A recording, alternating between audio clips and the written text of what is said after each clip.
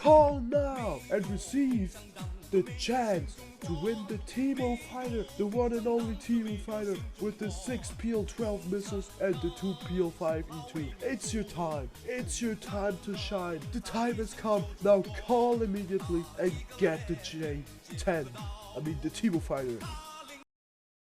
Before I get into the video, I would love if all of you liked and subscribed. But yeah, alright, I'm finished with the bagging now, so let's get to it. Hey there, if you played War Thunder, you probably have heard of the Temufighter or the J-10A Firebird. But why does one call this thing the Temufighter? Well, for that we need to take a look in the good old times, aka the Dance of the Dragons update. In them times there were no Eurofighters and countries like Germany had no top tier. Sad times, man. But they added something very similar to the game. What was it again? Oh yeah, the J-10, man. But saying these planes are the same would be kinda wrong, because they just aren't. They're pretty similar, yes, but they aren't the same. They're both canard wing and, not delta wing, not canard wing, but they have canards and they look pretty alike. Pretty sleek design, but the J-10 doesn't have twin engines, only a single engine. But they look similar, and that's why people call it Temufighter, like the Chinese fake of the Eurofighter. Now, why don't we take a small look in the history of the J-10? The J-10, also known as the Firebird as its NATO calling sign, is a single-engine multi-role fighter developed by China. It was part of its push to modernize its air force in the late 20th century. The development of the J-10 began in the 1980s. It was influenced by the Israeli aircraft designs, especially the cancelled IAI Lavi program, but it incorporates unique Chinese advancements. The J-10 made its first flight in 1998 and officially entered service in the mid-2000s, so it's a pretty recent plane. It's pretty new for War Thunder standards.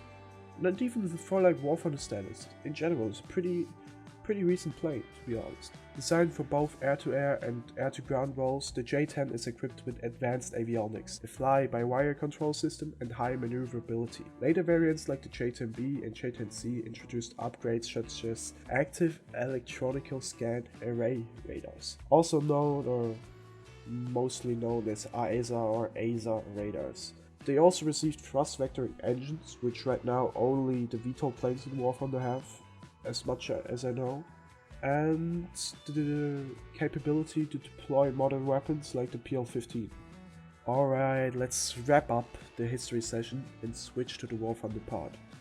In War Thunder, the J-10A sits at a battle rating of 13.7, aka the old top tier. And you probably guessed it, or if you listened very well, it's in the Chinese tech tree. Let's take a little look at the weaponry of this plane. It can take the PL-8 or the PL-5 E2 as the IR missile, the dogfight IR missile. And to have more range and also use it as a Fox 3 missiles, you can use the PL-12 missile, which is a pretty good missile. Actually a very good missile in my opinion. You also can carry some air-to-ground ordnance, but it's nothing special. It's a few laser-guided bombs, a few glide bombs, that's it. You can't carry much, sadly. Now, why don't we check out the pros and cons? Let's start with the cons. The J-10A has a rather fragile design. You might not believe me, but I think that's a recent thing they changed, but with high G maneuvers, it's actually possible to rip your wings. And well, that's kinda a bad thing when you have a maneuverable plane like this. Another not necessarily perfect thing is the pretty low countermeasure count of only 72. There are large caliber if manipulations are right, but that's still very little. Yeah, they're single pop, but still. Look at other planes, look at the F-15, 120, look at the Gripen, over 700 or something, or almost 700. You're definitely lacking with the countermeasures, and that's a shame, man. And another, I would say, slight issue now is the mediocre cast loadout. Well, You can only carry like 4 GBUs and 4 glide bombs, and I mean, it does the trick, but it's just not good enough. Look at other planes, look at the F-15E, look at the Su-34, look at the... I don't know, there are a lot of better CAS planes than this. And China doesn't really have that. I mean, yeah, they have the JH-7 and the JF-17, but the JF-17 is a squadron vehicle. And they're both more or less decent at CAS. Not crazy good, but they're good enough, I guess. And another slight problem I've noticed is the high fuel consumption. That just forces you to carry a drop tank.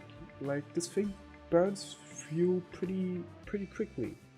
So you kinda have to watch out for your fuel, or you're gonna be stranded in the air.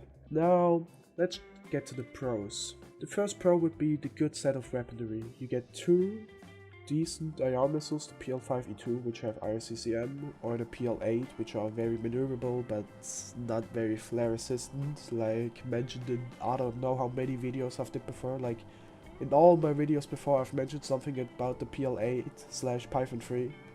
But I think you get the point. It's okay, it's an okay missile. You also get the PL-12, which in some ways is better than the AMRAAM, since, I mean, it doesn't have that much range as the AMRAAM, the A120, but it's a little bit better in close ranges. It pulls a bit faster and quicker. It's a pretty good missile. Another funny thing is that the radar can gimbal itself up to 85 degrees. So you can be guiding your missiles and almost be notching, almost be going cold. I think that's probably, I'm not sure, but it's probably one of the biggest radar angles possible in War Thunder. I think there's maybe one other plane, I'm not sure if it's the Yak 141, but there's one other plane which can do this or have a similar high gimbal limit. And last but not least, it's the awesome flight performance. This thing flies pretty good. It's similar to like a Gripen or Eurofighter. It's a delta wing with canards. That means if you lose a wing, you can still fly pretty good because the canards act as flight surfaces. But like I've said, very good flight performance. Very maneuverable, very nimble, very nice. In summary, I have to say that the J-10 is a very fun plane. And I'm very excited for more variants of the Firebird, like the J-10B or the J-10C sometimes. So, I hope you liked that video, and as always, feel free to comment, leave a like, subscribe, ask for a video, ask for a vehicle or something. And if you like Chinese vehicle, I got another thing upcoming. I'm hoping I'm being able to upload it tomorrow or the day after tomorrow. And there might even be something Taiwanese upcoming. But I'm not telling you what. Just keep them eyes open, you know?